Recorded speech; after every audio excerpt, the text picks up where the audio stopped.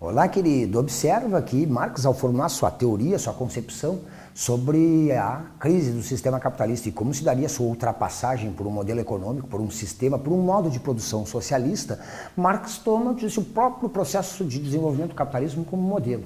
Percebe que ele tem raízes lá no fim da Idade Média, como ele vai se afirmando ao longo da Idade Moderna. Percebe também que, num certo momento, a burguesia precisou destruir o que seriam os resquícios daquela velha ordem através das revoluções burguesas e, a partir daí, se abre caminho, então, para a Revolução Industrial, para a afirmação plena das relações de produção capitalistas. Ora, a teoria revolucionária de Marx, então, se inspira no próprio processo de formação do capitalismo e de ascensão da sociedade burguesa. Marx procura observar o papel histórico que a burguesia cumpriu nesse processo de passagem do mundo feudal para o mundo capitalista e cria uma espécie de modelo de como se dariam, vamos dizer assim, as transformações de um modo de produção em direção a outro. Marx, em primeiro lugar, observa, ao fazer, eu te disse, essa crítica, né, do capitalismo, ele percebe, em primeiro lugar, que o capitalismo durante um bom período foi, eu disse, um sistema que fez avançarem as forças produtivas. Ou seja, Marx percebe a burguesia inicialmente como uma classe progressista, revolucionária, que deu contribuições enormes para o avanço da humanidade, até o momento em que se esgotaram as possibilidades daquele modelo econômico e social, e a partir daí ele passou a representar muito mais um obstáculo, um entrave para o progresso, do que propriamente beneficiar e estimular o desenvolvimento econômico.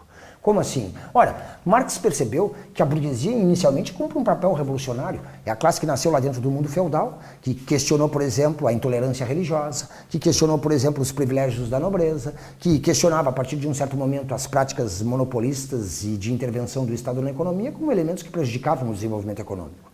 Cumpriu um papel progressista na medida em que, ao destruir essa velha ordem, abriu caminho para inovações tecnológicas, para progressos econômicos que beneficiaram, de certo modo, o conjunto da humanidade. Sim, o progresso capitalista, em primeiro lugar, impulsionou o desenvolvimento científico e tecnológico. Observa que lá no mundo antigo a gente tem, por exemplo, civilizações que se desenrolam em um período de milhares de anos e quase não criam inovações tecnológicas ou não geram, assim, progressos tecnológicos significativos. Por quê? Porque o trabalho escravo que predominava naquelas sociedades do mundo antigo desestimulava o progresso tecnológico. Os escravos, mantidos numa situação de ignorância, de penúria, de exploração extrema, não têm estímulo para desenvolver novas técnicas para produzir mais. Por que fariam isso? Os homens livres, que poderiam desenvolver novas tecnologias, novos conhecimentos, não tinham nenhum envolvimento com o trabalho e a produção, logo também não se ocupavam dessas coisas. Observe que nós temos, então, às vezes, civilizações que se desenrolam por períodos de milhares de anos sem grandes inovações tecnológicas, e até por isso sua estrutura também social e política quase não se altera, elas permanecem congeladas, vamos dizer assim, ao longo dos tempos. Aquelas sociedades do Extremo Oriente, por exemplo, estão organizadas de acordo com um modo de produção asiático, como se diz, que se sustenta por milhares de anos até a chegada do capitalismo, que vai destruindo aquelas, vamos dizer assim, formas primitivas de produção e de organização. Mesmo vale para populações indígenas aqui na América, que durante longo período viveram em moldes comunitários até a chegada do europeu e, vamos dizer assim, do capitalismo, que vai quebrando e destruindo essas estruturas primitivas e impondo esse modelo novo de produzir, de transformar a natureza, de gerar riqueza.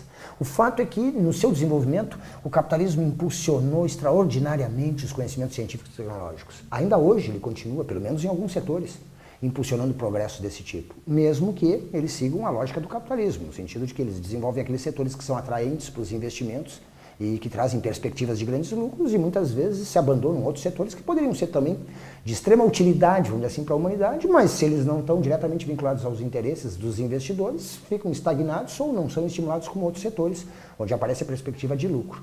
Nossa época mostra isso com clareza. Algumas áreas, vamos dizer assim, tecnológicas se desenvolvem em ritmo acelerado, como as tecnologias de informação, por exemplo. Outras se desenvolvem de maneira muito condicionada, né? Podemos pegar, por exemplo, a questão da saúde. Só se desenvolvem, ou melhor, se desenvolvem muito mais aqueles setores que oferecem perspectivas de lucro.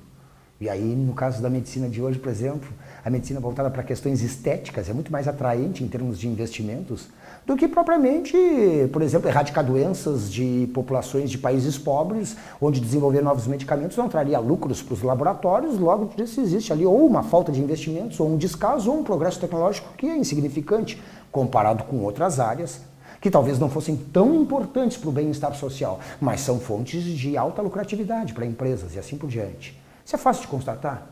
Pega a realidade de um país como o nosso hoje e percebemos, às vezes, pessoas de condição humilde comprando e adquirindo e utilizando equipamentos sofisticados e caríssimos, por exemplo, para se comunicarem com outras pessoas, e enquanto tem outras questões da sua vida funcionando precariamente, em função de que elas privilegiam, vamos dizer assim, a compra ou o consumo de determinados produtos que lhes permitem se inserir socialmente, serem aceitas, serem valorizadas, e muitas vezes, vamos dizer assim, vamos usar o termo adequado, em detrimento ou abdicando de outras coisas que seriam importantes para a sua saúde, seu bem-estar, mas que privilegiam nos seus gastos aquilo, vamos dizer assim, que a dinâmica, né, do consumismo, do mercado, ou de se dar a necessidade da pessoa ser aceita socialmente, levam ela, vamos dizer assim, a adquirir. De modo que é dessas coisas que nós estamos falando, de um progresso científico tecnológico, impulsionado no primeiro momento pelo capitalismo, mas que mais tarde vai estagnar, ou então vai ser distorcido, no sentido de estimular alguns setores e abandonar outros quando eles não são atraentes. A formação de um mercado de proporções mundiais é outra contribuição significativa do capitalismo. Ele promove uma espécie de integração das estruturas econômicas que estão, em princípio, isoladas umas das outras, mas vão se integrando através de uma rede de comércio que vai vinculando todas as partes do planeta. Hoje, não só uma rede de comércio, hoje as telecomunicações permitem, por exemplo, investimentos feitos instantaneamente, né, em qualquer lugar do mundo, nas bolsas de valores, ou investimentos que são transferidos de um país para o outro e assim por diante. Ou seja, também aí, na formação de mercado mundial que integra todas as economias do planeta numa única estrutura econômica, o capitalismo deu contribuições importantes para a evolução da humanidade. E ainda mais, se nós considerarmos que no mundo antigo, o trabalho escravo está logicamente associado, né, a uma condição de inferioridade, de indignidade, é desprezado, vamos dizer assim, pelos homens livres e por aqueles que têm capacidade intelectual, então vamos considerar que o capitalismo também nesse sentido trouxe, vamos dizer assim, uma contribuição importantíssima que foi dignificar o trabalho. Seja, eu disse, no contexto do mundo antigo do trabalho escravo, tão desprezado o trabalho e o esforço produtivo, seja no contexto da Idade Média, em que se encara o trabalho como uma espécie de fardo, de cruz que temos que carregar aqui para nos penitenciar dos nossos pecados.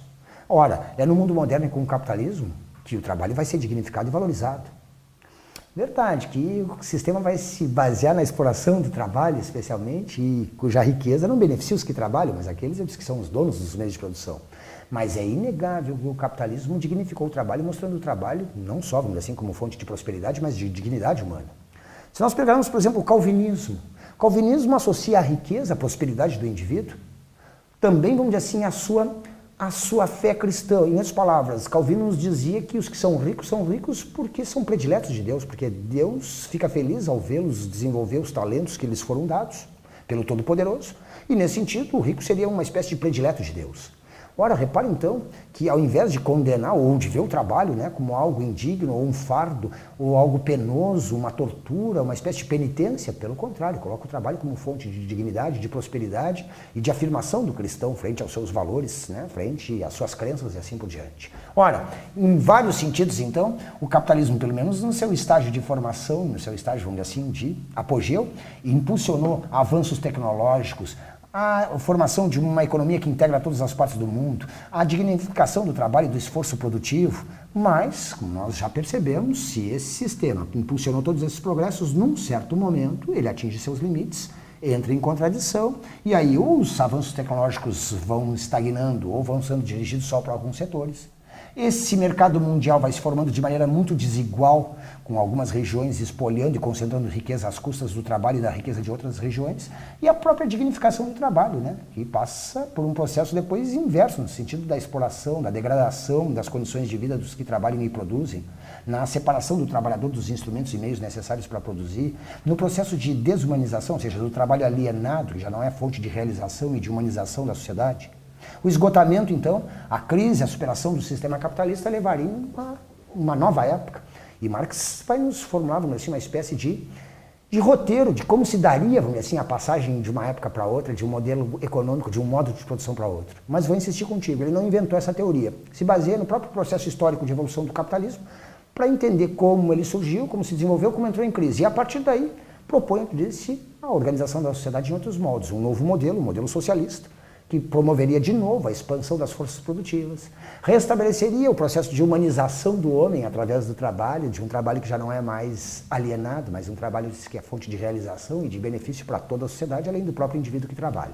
Vamos ver as, vamos dizer assim, colocações que Marx vai nos fazer a respeito de cada uma das etapas de formação do capitalismo. Essa primeira, em que ele impulsiona o progresso e o desenvolvimento, depois o momento em que ele entra em crise e como se daria a superação daquela ordem capitalista através de uma revolução socialista. Não vamos perder de vista que o modelo que Marx usa é o próprio modelo de desenvolvimento do capitalismo. A Revolução Francesa, que levou a burguesia ao poder, é o modelo para Marx que explica como vão fazer também os operários, os trabalhadores, os que geram a riqueza, para ultrapassar o capitalismo e construir uma outra sociedade, uma sociedade igualitária. Para ele, assim como a burguesia se organiza, cria consciência da sua força, elabora um projeto novo de sociedade e aí se sente apto e capaz a derrubar aquela velha ordem, o mesmo aconteceria com a classe trabalhadora. Os trabalhadores, em primeiro lugar, teriam que se organizar nos seus sindicatos, nas suas entidades de classe. Num segundo momento, essa organização ultrapassaria os, vamos dizer assim, objetivos imediatos econômicos e passaria a ser uma organização com o objetivo de tomar o poder político. Tomar o poder para poder promover as reformas necessárias para acabar com a sociedade de classes, para acabar com a exploração do homem pelo homem. Essas transformações basicamente passariam por um governo controlado pelas classes trabalhadoras, uma ditadura do proletariado, como dizia Marx. Cuidado com a expressão, o termo ditadura aqui já nos faz ver esse termo, essa expressão, vamos dizer assim, com maus olhos. Mas aqui é só um trocadilho, querido. Porque para Marx, o que seria a ditadura do proletariado? O que é o proletariado? O proletariado para ele era aquela classe que não tendo mais nada, ou seja, a não ser os filhos e a sua capacidade de produzir, os trabalhadores, né, despossuídos, vamos dizer assim, de propriedades ou de qualquer outra coisa que não fosse só a força de trabalhar e os próprios filhos, vamos dizer assim, que ele sustenta e que o ajudam nesse esforço produtivo. Ora, a ditadura do proletariado para Marx seria a ditadura de 99% da população. Ou seja, a verdadeira democracia, ou se não uma democracia no sentido pleno da palavra, aquele sistema que garantiria, vamos dizer assim, que a maioria da população, os que trabalham e que produzem, possam governar e impor sua visão de mundo e sua forma, vamos dizer assim, né, de produzir para o conjunto da sociedade. Ou seja, no poder, os trabalhadores organizados aboliriam a propriedade privada dos meios de produção. Aquilo que gera riqueza, terras, fábricas, transportes, fontes de energia, seriam socializados. Não teriam mais a propriedade de um indivíduo ou de uma empresa, mas pertenceriam ao conjunto da sociedade. Seriam administrados coletivamente e seus frutos seriam, vamos dizer assim, distribuídos de maneira igualitária. Abolir a propriedade privada dos meios de produção significa abolir a propriedade ou socializar o que gera o sustento da sociedade. Cuidado aqui, né? Visões mais simplistas costumam imaginar que numa sociedade, como essa imaginada por Marx, ninguém seria dono de nada. Ele não afirmou isso. Ele disse que, na verdade, aquilo que gera o sustento da sociedade não pode ser privatizado, não pode ser controlado, nem pode ser colocado sob a lógica do lucro e do benefício de alguns poucos. Aquilo que gera riqueza e o sustento do conjunto da sociedade deve ser administrado pelo conjunto da sociedade e a riqueza produzida também deve ser distribuída de maneira conjunta, ou seja, igualitária. O fim das classes sociais, ou seja, a abolição da propriedade privada, desapareceriam as classes sociais e com o desaparecimento das desigualdades das classes sociais, o Estado também definharia e desapareceria. Marx entende que o Estado, esse conjunto de instituições políticas, as leis, o governo, existem para justificar e reproduzir essa ordem econômica e social. Se essa ordem econômica e social se transforma, esse Estado, vamos dizer assim, também se transforma. Agora, se tu acaba com as classes sociais e com a desigualdade, esse Estado perde a sua função.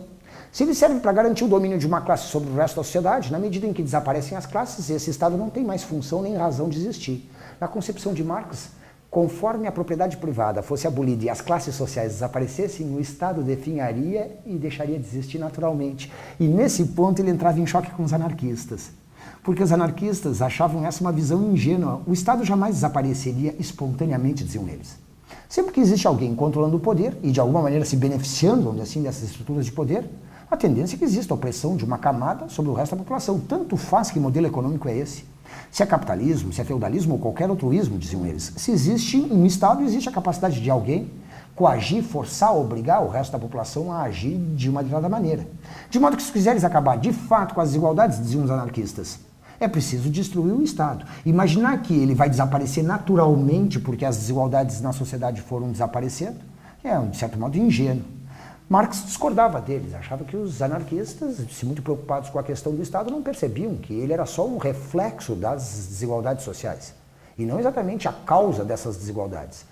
Os anarquistas, por outro lado, viam-se na atitude de Marx ou uma certa tendência autoritária, ou então uma certa ingenuidade de imaginar que o Estado desapareceria naturalmente, quando sempre, né, que ele beneficia alguém, esse alguém vai querer mantê-lo e, de todas as formas, vamos dizer assim, se agarrar aos privilégios e ao poder que aquela estrutura lhe garante, inclusive reprimindo todos aqueles descontentes ou que discordam dessa estrutura de poder. É aqui, então, que nós temos duas concepções que vão divergindo. Para Marx, é preciso acabar com a propriedade privada, e isso leva ao fim das classes sociais, e aí então o Estado desaparece. Para os anarquistas, pelo contrário, é preciso destruir esse Estado para poder então acabar com as classes sociais e com a propriedade, senão isso nunca aconteceria. Duas maneiras diferentes de encarar a construção de uma sociedade que ultrapassasse o capitalismo. Para Marx, acabar com a propriedade era condição assim, para o Estado desaparecer. Para os anarquistas, acabar com o Estado era condição para acabar com a propriedade privada e com as próprias desigualdades na sociedade. Eles chegaram, inclusive, a travar forte polêmica quando esse movimento operário foi se organizando, se articulando, quando surgiu uma associação dos trabalhadores na Europa, por exemplo, na segunda metade do século XIX. Essas duas concepções divergentes vão entrar em conflito. E, aliás, daí para frente, vai haver uma tendência mesmo a uma fragmentação dessas correntes de pensamento que propõem a ultrapassagem do capitalismo e a construção de uma sociedade igualitária.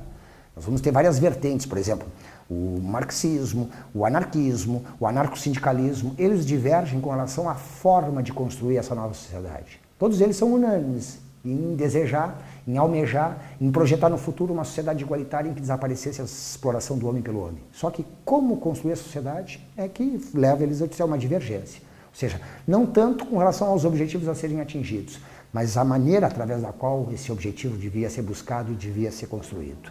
Vamos ver, em outro momento, essa divergência se acentuando entre marxistas e anarquistas, num outro momento do movimento operário. Agora, nos próximos encontros, vamos procurar ver, basicamente, como Marx situou a origem do capitalismo e sua evolução até esse momento em que a Revolução Industrial afirma o capitalismo, em que fica plenamente caracterizado esse sistema, e aí a proposta de ultrapassá-lo.